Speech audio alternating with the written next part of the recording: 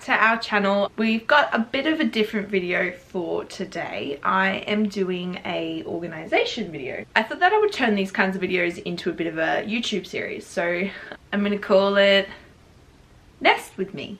So that's gonna be a YouTube series from our channel, just about all of the crazy things that you do when you start nesting for a baby. Anyone who doesn't know, I'm about to be 29 weeks pregnant, and in this last trimester, and especially these last like 10 weeks, you start to get very clucky and very nesty.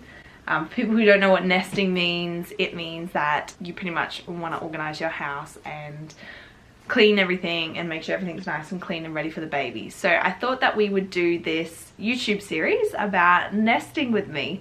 So the first episode I have for our new little series is how to organize your linen cupboard for under $50. Why don't we just get into it? I kept the receipt so everyone could know that I definitely spent under $50 on all of this, and for our Australian viewers, I got it all from Kmart.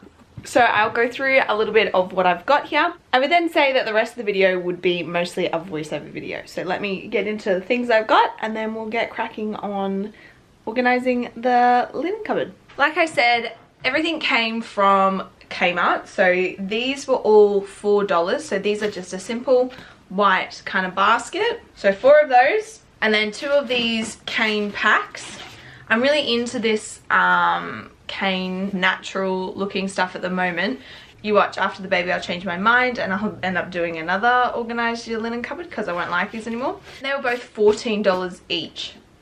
And then to make everything look really neat and tidy, we got some little chalkboard labels that are going to sit on there to label what's what. I find labeling things really good for all of the hubbies in the world that try to put your linen away and have no idea where anything goes. So let's do it.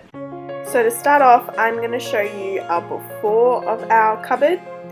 It is so disgusting. I apologize. You can tell why I needed to reorganize it.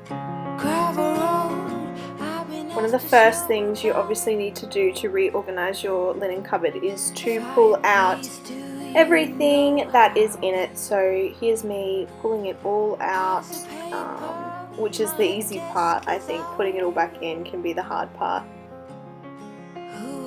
You really don't know how much unnecessary stuff you have until you start going through it. I didn't realize how much stuff we were just shoving in this cupboard until I started to pull it all out. And there we have it, a nice empty cupboard, all ready for a new organization. How weird is that ugly little carpet down the bottom there? So this is the fun part now. Well, the part I found the most fun was organizing what's going to go where. So make sure you actually have a think about what you're going to put at your eye level and what's going to go below eye level and stuff. For me, I'm super indecisive, so I actually move things around quite a bit. But with such a small space in a linen cupboard, it is really good to have a bit of a plan before you just do things. So here's how I laid out my linen cupboard. Like I said, I am super indecisive, so I'm actually pretty sure that I ended up swapping some things around in it to make it make a little bit more sense. Check out the aftermath of pulling everything out of the cupboard. So now is the sorting time. I find being really realistic in this super important. Pulling out the linen that you haven't touched, the ones that have holes in them and the ones that are stained and yuck. It's time to get rid of those. Definitely be realistic in what you need to keep and what you don't. Like I said, if you haven't grabbed for something in a couple months, chances are you're not going to grab it in the next couple of months, and all it is doing is cluttering dust. So you can see that I'm walking back and forth and sorting things into piles of our towels, guest towels, kids towels, sheets and things that will be taken out of the linen cupboard and put somewhere else.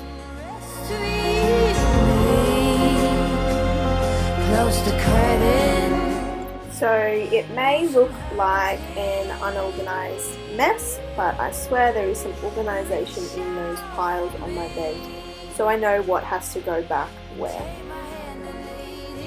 So my camera actually died here, and we had some adulting things to do, so I came back to it that night instead of that afternoon. As you can see, just filling in the baskets, trying to decide what goes where. Like I said earlier, I am super indecisive, so I find it very hard to work out what's going to go where.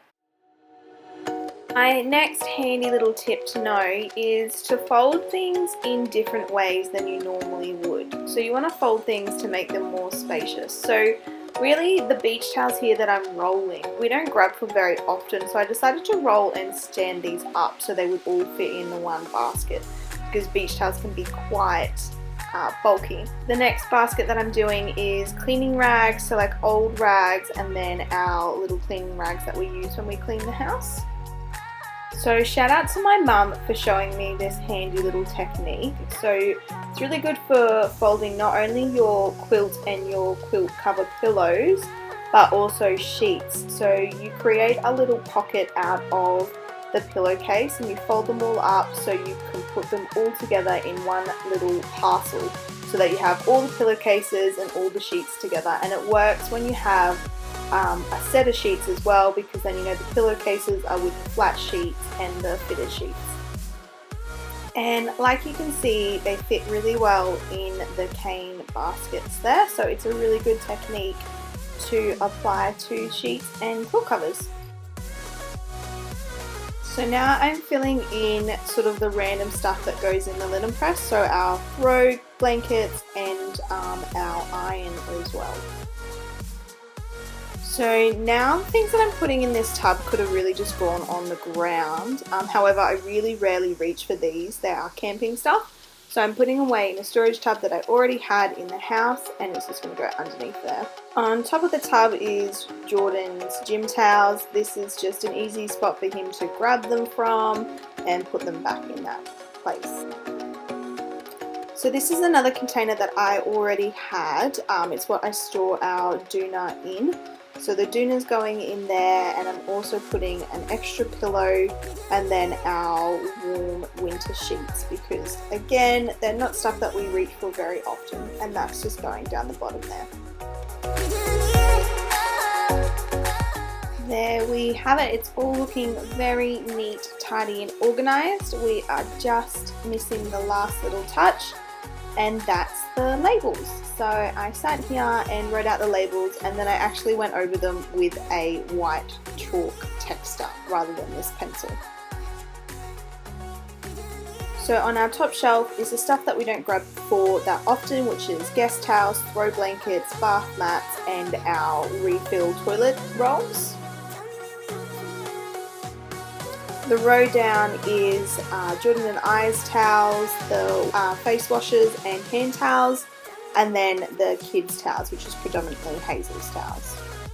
Following that row is the shelf with the king bed sheets, our kitchen tea towels and hand towels, and then Hazel's bed sheets.